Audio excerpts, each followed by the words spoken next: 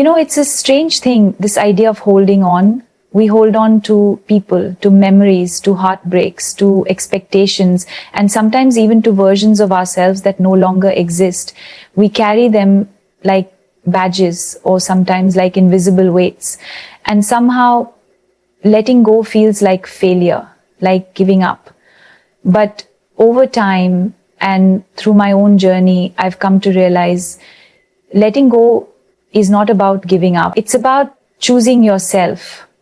There was a time in my life when I thought that strength meant enduring, that love meant sacrifice, that if something hurt, I just needed to try harder, that if someone couldn't see my worth, maybe I needed to prove it. Maybe I needed to become more likable, more accommodating, more quiet, more agreeable. But here's the truth, I learned the hard way. You do not need to shrink to be loved. You do not need to suffer to be strong. And sometimes the bravest thing you can do is to let them go. Whether it's a person, a relationship, a friendship that's run its course, or even an opportunity that once lit you up but now only weighs you down. Letting go is not weakness, it is wisdom. It is the wisdom to know that your peace matters, that your growth matters, that your life is not a proving ground for other people's approval. For the longest time, I used to think closure was a conversation, that I needed someone to explain why they left, why they changed, why they stopped trying. But closure, I've learned, is not a conversation. It is a decision to stop waiting for the apology that may never come, a decision to stop giving someone the power to define your worth, a decision to stop watering a garden that refuses to bloom. That is closure. And I know it's not easy. Letting go hurts. There's no poetic way around it. It hurts to unlove someone you gave your heart to. It hurts to walk away from a dream you held so close. It hurts to release the image you had of what your life was supposed to look like. But sometimes what we think is breaking us is actually building us.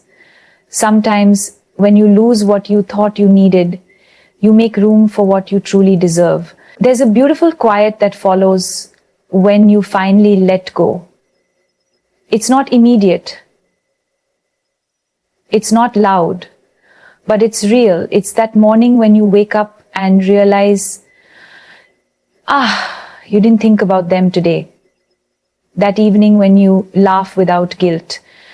That moment when you look in the mirror and see someone who's healing, someone who's reclaiming herself, piece by piece, and that to me is power. People will tell you to move on, to be strong, to not cry over someone who isn't crying over you, but I want to tell you, cry if you need to, mourn if you must. Healing is not linear, and strength is not about pretending you're okay when you're not. Strength is sitting with your pain, understanding it, feeling it fully, and then choosing to rise. Not because you have to, but because you want to. Because you are finally ready to live, not in pieces, but whole. There will be people who do not understand your silence, who misinterpret your boundaries, who feel threatened by your growth. Let them. Let them go. You don't owe anyone a watered-down version of yourself. You don't need to apologize for evolving. You don't need to defend your peace. Growth is often lonely because not everyone can meet you at the next level. And that's okay. You are not here to be understood by everyone. You are here to be true to yourself. I've learned that some people come into your life to teach you how to love, others to teach you how to let go. And both are equally important. Both are equally sacred. Some relationships are chapters, others are the book. But no matter what role they play, every person you've met has been a part of your becoming. And when their role is done, the kindest thing you can do for them and for yourself is to let them go. You don't need to wait for betrayal or toxicity or conflict to walk away.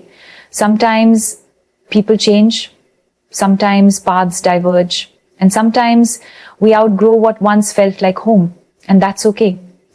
You're allowed to choose peace over chaos. You're allowed to choose solitude over forced connection.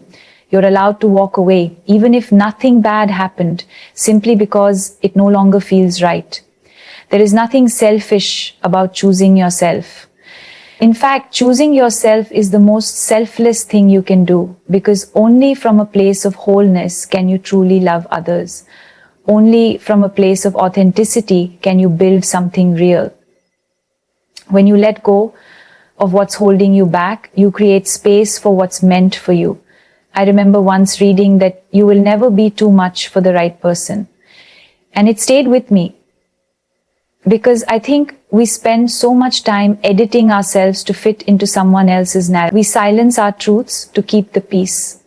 We dim our light so others won't feel insecure. But the right people, they will not only handle your light, they will celebrate it. The right people will not be intimidated by your ambition, or your voice, or your scars. They will see you as you are, and they will choose you. Freely, fully, every day. Until then, let them go. Let go of the need to be chosen by those who can't see you. Let go of the belief that love must hurt to be real. Let go of the habit of settling. Let go of what drains you, confuses you, belittles you. Let go of timelines, comparisons, and the illusion that healing must look a certain way. You are allowed to rest. You are allowed to breathe. You are allowed to start over again and again, as many times as you need. I want you to know that letting go is not a one-time event. It is a practice. There will be days when you feel strong and days when you ache for what was. Be kind to yourself through both. Give yourself grace. Healing doesn't ask for perfection. It asks for presence. It asks for courage. And you, even with your trembling heart and teary eyes, are incredibly brave. So if there's something or someone you've been holding on to, ask yourself, is it love or is it fear? Are you staying because you're fulfilled or because you're afraid of the emptiness that might follow? Remember, emptiness is not the enemy. Sometimes it's the beginning. The blank canvas where something beautiful can finally unfold. One of the most powerful things you can ever do is to choose yourself, even when it's hard. To look at the chaos around you and say, this is not where my story ends. To walk away, not because you're heartless, but because your heart deserves more. Let them go. Let go with love. Let go with grace. Let go with the quiet confidence of someone who knows that what's ahead is greater than what's behind. You are not losing, you are shedding. You are not breaking, you are becoming. You are not ending, you are beginning again. Stronger, softer, freer. And one day, I promise you, you will wake up and thank yourself for being brave enough to let them go.